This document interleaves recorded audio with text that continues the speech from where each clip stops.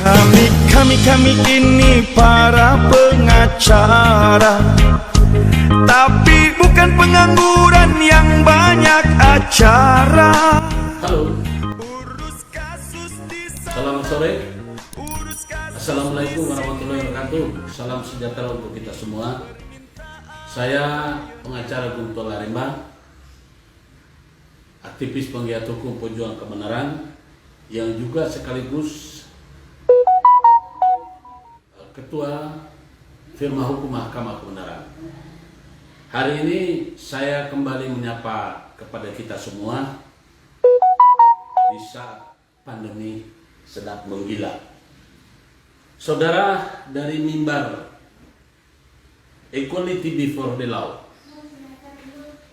persamaan hak di muka hukum, saya menyampaikan kepada kita, ini adalah media center. Saudara sekalian, sebangsa dan setanah air, saya bukan mewakili siapa-siapa. Saya bukan berbicara bersama pemerintah, apalagi Satgas Covid.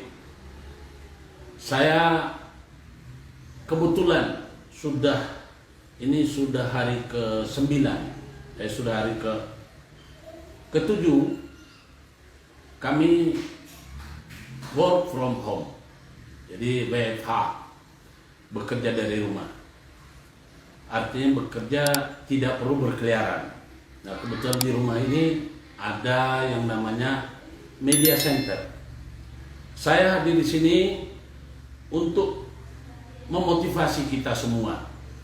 Anda yang kebetulan dalam kondisi atau saat ini sedang mengalami sakit, terlebih-lebih Anda yang terkonfirmasi positif. Kemudian kepada saudara-saudaraku yang lagi di rumah, yang mungkin lagi cemas ataupun lagi gelisah karena tidak melakukan aktivitas, karena pekerjaan jadi terganggu, karena bahkan jadi penghasilan menjadi penghasilannya jadi terganggu. Mungkin juga Anda yang di rumah sedang menunggu hasil daripada rapid atau PCR. Saya berbicara di sini sebagai pengasuh daripada Mahkamah Kebenaran. Saya ingin menyampaikan kepada kita turut prihatin atas banyaknya korban yang sakit maupun korban yang meninggal dunia. Saya berdoa kepada Tuhan Yang Maha Kuasa, kepada mereka yang sedang sakit supaya segera disembuhkan, dan kepada mereka yang sudah tidak bisa tertolong, yang sudah menjadi sudah meninggal, ya, semoga Allah memberikan jalan yang terbaik bagi kita semua.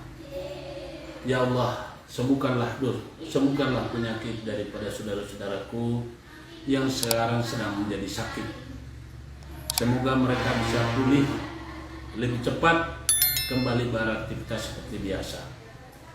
Dan kepada saudara-saudara, orang tua maupun siapa saja yang kebetulan menjadi korban keganasan virus, semoga Allah melapangkan jalan kuburan mereka, mengampuni dosa-dosa mereka, dan menerima amal kebaikan mereka.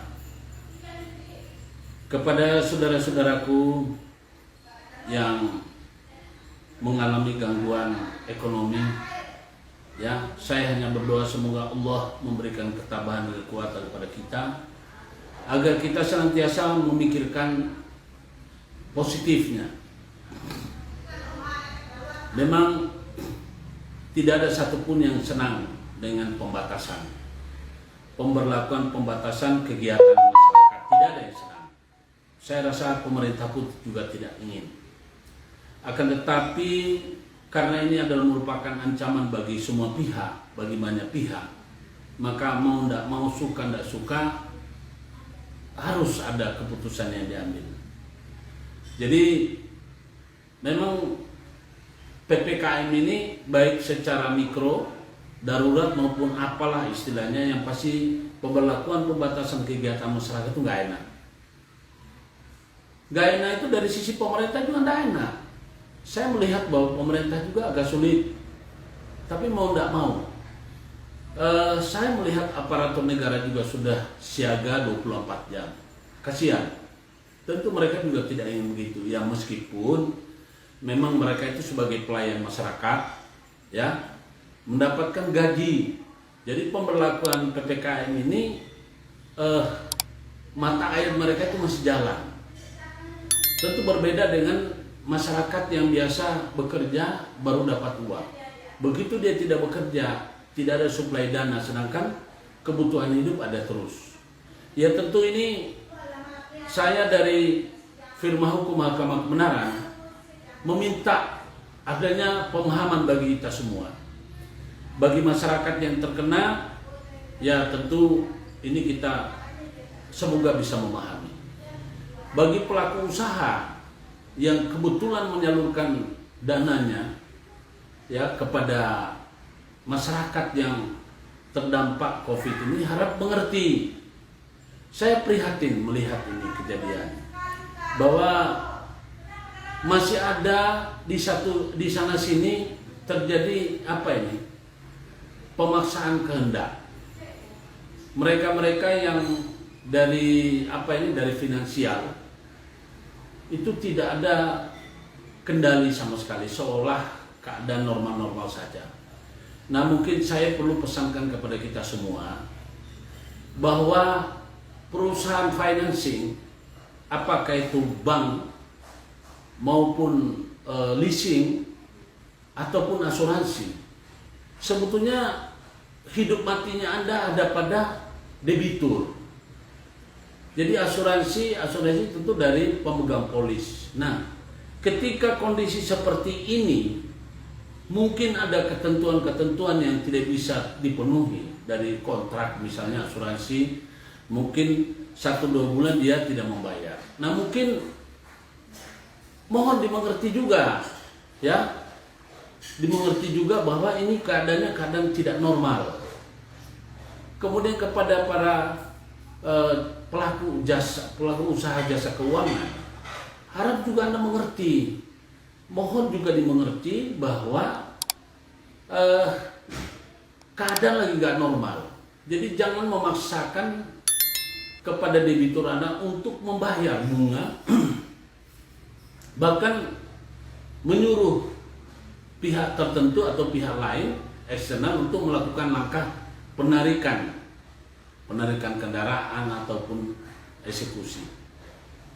Tentu terus saja saya memahami Anda punya usaha, tetapi ingat bahwa bank kalau tidak ada orang pinjam uang, mati itu banknya. Demikian dengan leasing, kalau tidak ada debitur yang meminjam, misalnya tidak ada orang yang mau beli sepeda motor atau mobil atau rumah dengan cara cicil, itu juga mati. Jadi mohon kita saling mengerti. Saya melihat di sana sini masih ada kekejaman yang dilakukan oleh pelaku usaha jasa keuangan. Mohon kita menahan diri, teman-teman dan saudaraku dari jasa eksternal, penagihan eksternal, tolong Anda harus bisa menahan diri. Ya, diingat hukum karma itu tetap ada. Ya, saya menghargai ketika Anda mau berdialog dengan baik dan mungkin menyampaikan dengan cara baik sehingga tidak ada gesekan. Saya melihat kemarin itu ada gesekan antara mata elang dan kolektor dengan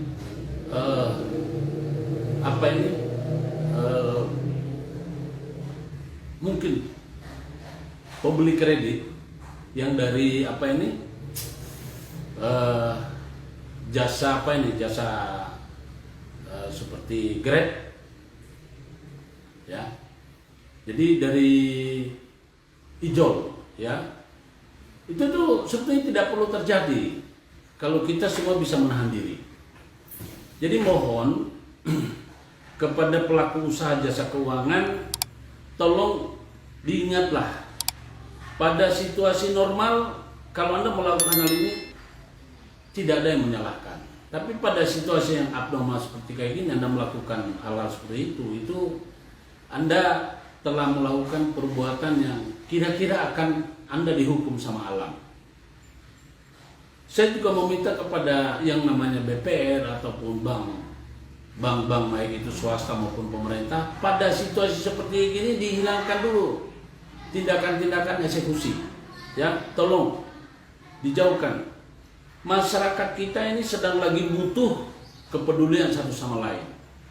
Nah, saya mengimbau kepada teman-teman ya yang jaga di mana ini yang pengamanan, ya silakan. Saya melihat kemarin itu ada acara yang viral ya, tanpa bermaksud membenarkan yang satu menyalahkan yang lain atau tidak bermaksud itu. Saya tidak dalam posisi mengadili. Sebagai pejuang kebenaran, saya hanya ingin ya supaya peristiwa itu tidak terjadi. Tolong kepada aparat penegak hukum di lapangan, mari kita menjalankan pekerjaan dengan pengabdian. Kalau pengabdian itu kita tidak mudah tersulut emosi. Tetapi kalau ada yang sampai mudah tersulut emosi, berarti Anda bukan mengabdi, Anda bekerja terpaksa. Ingat, sebagai aparatur negara, Anda ini semua digaji oleh negara menggunakan uang rakyat. Ketika Anda sedang menegakkan hukum, silakan tegakkan dengan cara yang lebih humanis. Terlebih-lebih saudara-saudaraku dari kepolisian. Kepolisian itu punya Perkap nomor 8 tahun 2009 ya. Jadi ini nih apa? Kita tuh harus menghormati manusia lainnya. Meskipun Anda bekerja memang itu sudah capek. Saya sempat mendengar kalimat-kalimat, kami ini sudah capek. Jangan. Anda itu mengabdi, Anda itu udah gratis. Bagaimana dengan relawan yang tidak digaji? Relawan itu udah digaji. Mereka itu betul-betul bekerja dengan ikhlas. Kalau aparatur negara ya melakukan dengan cara-cara penertiban, dengan cara arogan, itu saya kembali lagi, tolong ya. Apalagi berteriak-teriak, mendorong-dorong, itu tidak baik. Akhirnya kan malu toh, malu institusinya ini. Kalau sudah gitu kemudian kita minta maaf, itu kan saya melihat ini satu orang dikeroyok sekian banyak. Ya betul Pak, saya hormat sama bapak-bapak. Tapi ingat, Anda itu tidak kerja gratis Pak. Ya, kerjaan Anda dibayar oleh negara menggunakan uang rakyat. Jadi hendaknya begini, kita bekerja lebih cekatan, lebih cerdas. Kalau ada pengguna yang betul-betul membutuhkan, coba Anda screening. Barangkali benar-benar dia dari satu instansi yang juga dibutuhkan tenaganya. Saya melihat daripada saya yakin kalau sampai diperiksa oleh Propam, berarti tindakan mereka ini tidak sesuai dengan prosedur. Ya, kalau saya lihat kemarin itu acara yang Pas Pampres, anggota Pas Pampres satu orang kemudian dikeroyok, seolah-olah ini teroris. Tolong jangan begitu. Kita semua anak bangsa. Kalaupun dia itu orang nggak benar, ya jangan diperlakukan seperti itu. Terlebih-lebih kalau dia itu orang yang memang apa? Saya lihat itu ada banyak petugas-petugas tenaga kesehatan. Mereka mau menjalankan kerjaan, mereka mau datang di kantor, terlalu ditutup itu kaku-kakuan. Jadi mohon mari kita jalankan instruksi namanya PPKM dengan ketat tentunya, tapi tetap humanis. Coba saya lihat jujur aja, malah mengundang simpati masyarakat terhadap apa yang dilakukan itu dari Pas Pampres. Dia bolak-balik minta maaf, dia bolak-balik apa segala macam. Padahal dia sudah didorong, dia sudah diteriakin. Emang kenapa kalau pas pampres? Pak, pas pampres itu menjaga objek vital nomor 1 di negara ini. Ya. Kemudian pas pampres itu kalau Anda lihat kerjanya, mereka terlanjur piket itu berdiri, nggak bisa goyang, Pak. Itu saya yakin, Pak, mau polisi mau tentara biasa, dah akan sama seperti mereka juga pengabdian. Jadi mari kita saling menghormati, saling menghargai. Kalau sudah seperti kayak itu kan Anda malu kan institusinya, ya kan? Saya justru respect dengan sikap daripada si Prakai, ya. Respect. Wih, dia didorong, kemudian diambil, dia punya apa, dipaksa. Persis kayak seperti orang sudah dipastikan itu namanya apa? Orang nggak benar. Setelah dia sudah perlihatkan dengan cara benar, kan akhirnya kecewa kan? Kemudian mereka mau berusaha menutup, ini keliru. Jadi mohon ya, mohon jangan sampai lakukan begitu. Inilah kebiasaan-kebiasaan kita yang arogan dan preman, ya. Sehingga kebiasaan yang arogan itu terbawa. Kita tidak pernah sadar bahwa kita suatu saat akan berhadapan dengan batunya.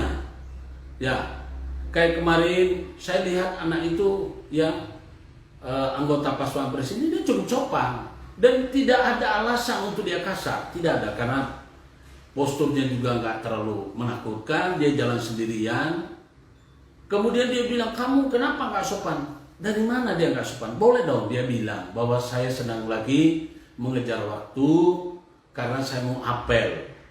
Saya ini anggota pas pampres. Orang begitu dia bilang pas pampres seolah-olah apa ini? Mereka itu nggak percaya. Jadi justru karena nggak percaya maka dirumunin orang banyak. Wah, ini pasti kita dapat mangsa yang gini. Ini yang nggak benar, ya. Kita selalu underestimate. Jadi tolong saya minta kepada kita semua, jangan, kita harus bisa menahan diri. Saya dalam hal ini tidak membela siapa-siapa, ya. Saya tidak membenarkan bahwa adanya penerobos jalan, tapi saya juga tidak membenarkan adanya cara-cara yang